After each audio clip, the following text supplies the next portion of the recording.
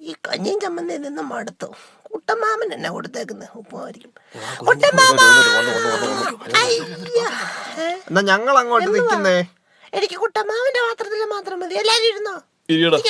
തള്ള പറഞ്ഞിട്ടായിരിക്കും. എന്റെ ഇറക്ക ഇതിനകത്ത് ആകപ്പാടെ ചാലും ഉപ്പാവുള്ളത് എനിക്ക് തിന്നാനാ. വൈകിട്ട് എനിക്ക് യുദ്ധം കഴിഞ്ഞ് വരുമ്പോ തിന്നാനുള്ളതാ. നിനക്ക് വേറെ പണി, നിനക്ക് അവിടെ വേറെ ഒന്നും ചെയ്തു തരാൻ. അവര് തന്നിട്ടാന്നു. ഞാൻ ആ അടുക്കളന്ന് എടുത്തോണ്ട് ഓടിയതാ. ആകപ്പാടെ ഇതിനകത്ത് ശകലേ ഉള്ളൂ.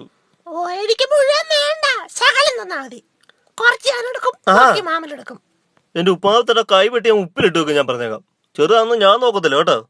മാറാ അവിടെ.